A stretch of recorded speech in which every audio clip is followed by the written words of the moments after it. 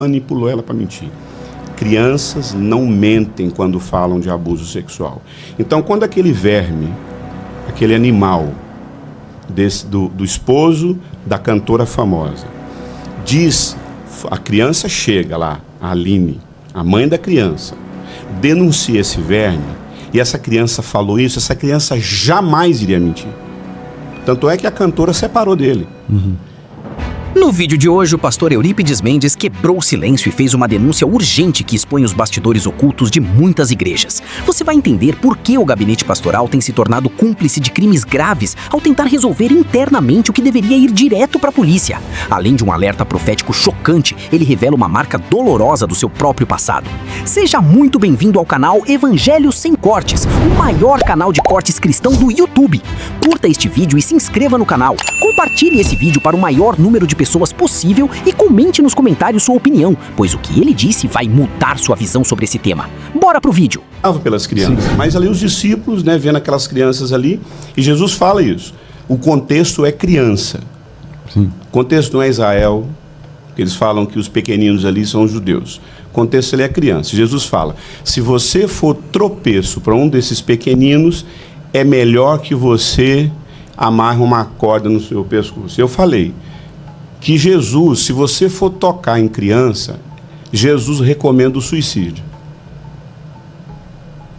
Crianças têm um espaço no coração de Deus. É Mateus 18 mesmo, 18:6. Qualquer, porém, que fizer tropeçar um desses pequeninos que crê em mim, melhor lhe fora que se pendurasse no pescoço uma grande pedra de moinho e fosse afogado na profundeza do mar. Uma pessoa que amarra uma corda no pescoço e se joga no mar é o quê? Com suicida? Então Jesus recomenda. Se quer mexer com criança, é melhor você se matar. É isso aí.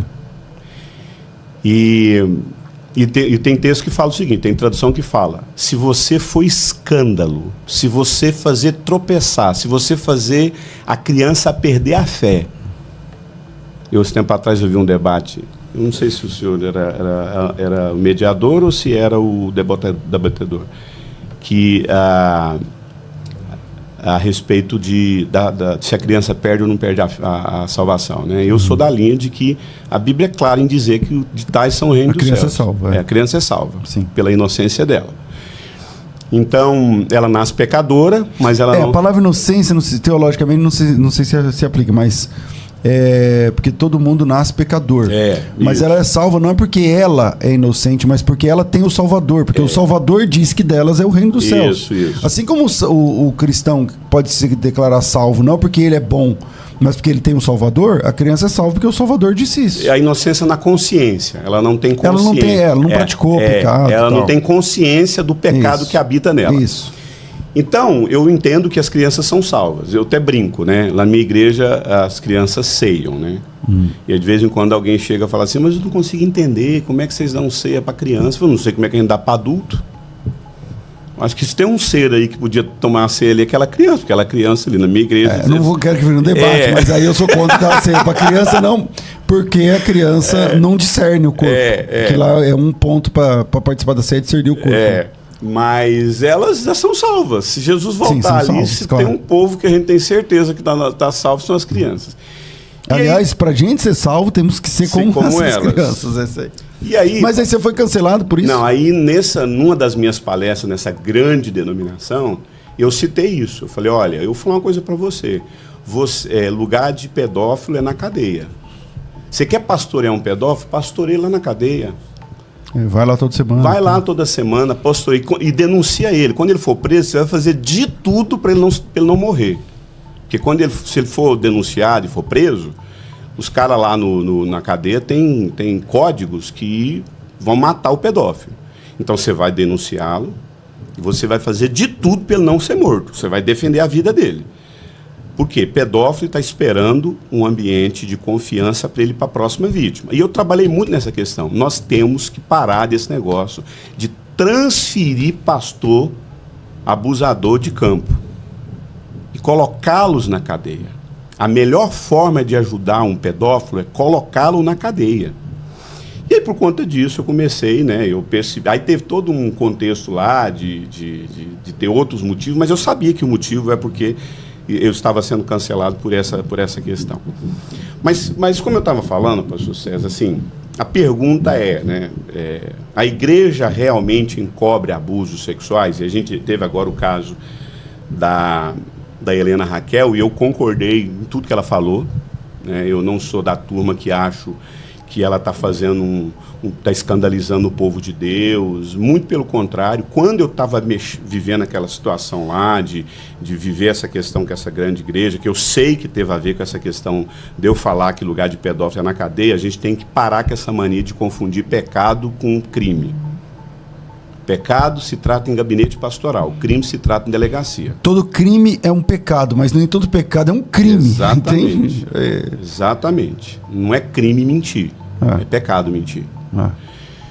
Então, eu estava vivendo aquela situação ali, também escrevendo o meu livro Herança Emocional, e eu, num tempo de oração, eu não sou da linha que Deus falou comigo e eu ando em cima daquela revelação que eu tive de Deus, não é bem? A revelação das Escrituras.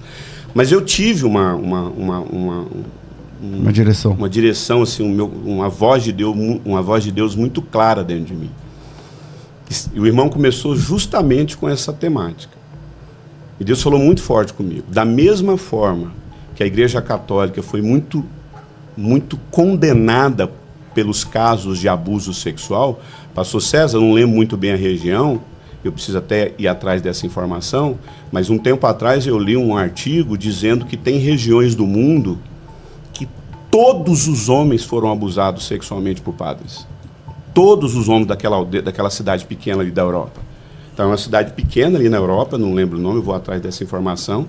E eles tiveram uma estatística lá que eles descobriram que todos os homens de 50... Tinham papas que eram abusadores. 50, bispos, 60 anos, todos os homens que foram...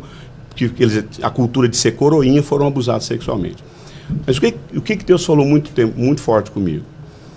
Que chegou o momento... Isso eu estou falando de 3 anos atrás.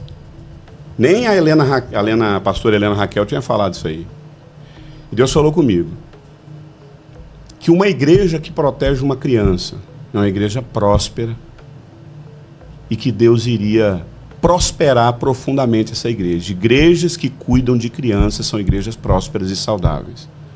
E da mesma forma, igrejas que não protegem as crianças serão julgadas. Que chegou o tempo onde Deus vai julgar as igrejas evangélicas, e eu sou evangélico. Que chegou o tempo que Deus vai julgar e remover igrejas por conta dos pecados ligados a abuso sexual e violência doméstica. Isso foi muito forte dentro de mim.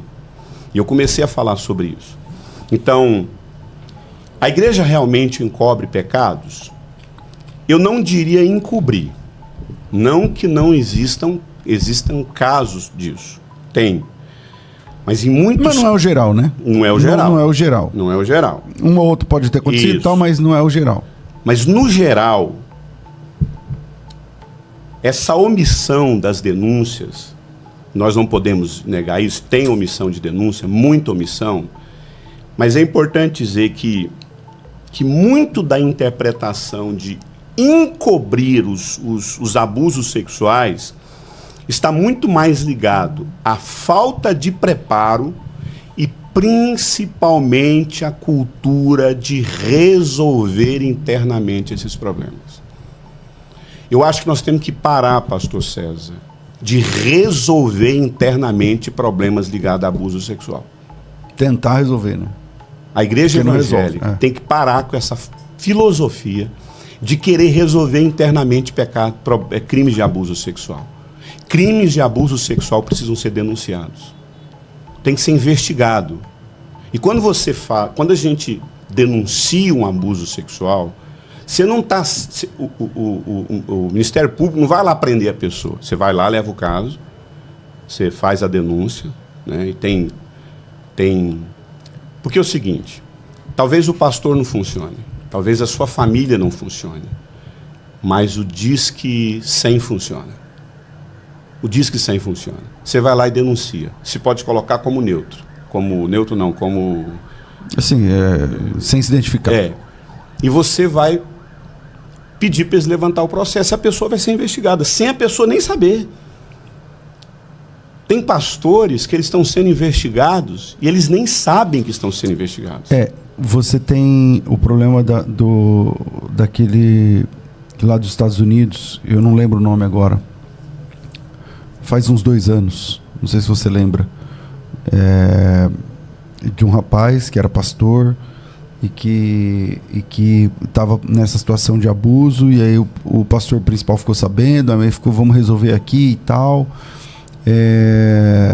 ligado a uma igreja de Curitiba, não lembro agora os nomes. E infelizmente foi provado tal, e mesmo assim o pastor ficou quieto, né? Não se pronunciou. E eu acho uma pena, porque nós começamos falando o seguinte: crime, quem tem que trabalhar com crime é a polícia, né? Não é o pastor, não é o ministério, o presbitério, a diretoria da igreja. Quem resolve crime é a polícia. Quem resolve crime é o detetive, a polícia civil, a investigação, quem prende, quem resolve isso aí é a polícia. Quando você tem algum tipo de abuso, não só sobre criança, não. É violência doméstica, é abuso contra a mulher, é abuso contra o mais fraco, é abuso contra contra qualquer pessoa. E isso é um caso de... Atenção, você que é pastor, você está lá no gabinete, a pessoa está contando uma história, e aí você detecta que é um abuso, já não é mais com você. Já não é mais com você. E essa pessoa, mas não conta que ela não tem esse direito. Ela não tem esse direito. A vítima, ela precisa de amparo, ela precisa de ajuda, ela precisa de socorro, e o abusador precisa de cadeia. Não, e a Bíblia fala: não sejais cúmplice do pecado de ninguém. Eu não posso ser cúmplice do pecado das pessoas. Então, assim, quando a gente fala, o irmão falou uma coisa bem interessante aí do caso da cantora.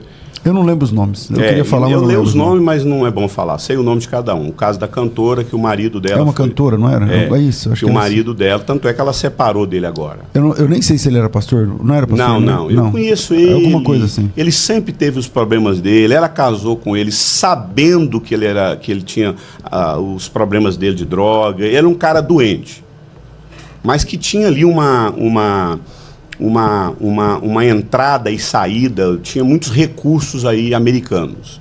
E para ela era vantagem casar com esse homem com muitos problemas. Muito recurso americano para dar espaço para ela. E deu no que deu. E eu vi um podcast um tempo atrás, aqui também com o irmão, falando sobre abuso sexual, e teve uma hora no podcast que foi levantado, foi com 2 profissionais, duas mulheres ligadas à proteção da criança, né? E aí teve um momento assim que o irmão falou a respeito da criança que pode ter mentido em relação ao abuso sexual. Não sei se o senhor lembra disso. Tanto podcast, não vai lembrar. Eu lembro que eu vi agora. Mas já aconteceu também, né? Mas olha só, pastor César, o senhor pode dar um Google aí, o senhor pode pesquisar. Você sabe quantos % das crianças mentem sobre abuso sexual? 3%. É pouquíssimo. Imagina, dos que são... Não tem esse dado, mas imagina...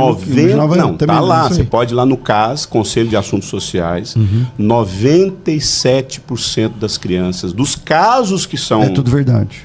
97% das crianças que passaram por abuso sexual estão falando a verdade. Crianças não mentem quando o titio, quando o papai, quando o líder espiritual de confiança tocou nela. Ela não mente. Os 3% que mentem é porque é uma mulher que tem um problema muito sério com o ex-marido, com o fulano de tal, e ela vê, às vezes é uma criança que passou o final de semana com o pai, que a mulher odeia ele. Tipo, a história nem veio da criança, né? E aí o pai tem dificuldade de limpar a menina, e aí fica avermelhado o bumbum, e aí quando chega em casa, o que é isso aqui? Foi seu pai! E a criança... Foi. 3% que estão mentindo é um adulto que pressionou e manipulou ela para mentir. Crianças não mentem quando falam de abuso sexual. Então, quando aquele verme, aquele animal do esposo da cantora famosa, diz, a criança chega lá, a Aline, a mãe da criança, denuncia esse verme, e essa criança falou isso, essa criança jamais iria mentir. Tanto é que a cantora separou dele. Depois aconteceu tudo aquilo lá, dos movimentos. Então, assim, quando uma criança falar que está sendo tocada, é quase impossível ela estar mentindo. Crianças não mentem com isso. Só que, infelizmente, a tragédia do abuso sexual, a maioria esmagadora das pessoas passam pela vida, pastor César, sem nunca falar que foram abusadas sexualmente. Eu fui só falar do meu abuso sexual nos últimos 3 anos. Ei, rapidinho aqui, se você quer começar a ganhar uma renda extra com o YouTube e as redes sociais, acesse o link fixado nos comentários ou na descrição desse vídeo. Você acaba de assistir mais um corte do Evangelho Sem Cortes. Não esqueça de deixar um like neste vídeo, escrever sua opinião nos comentários e se inscrever no canal.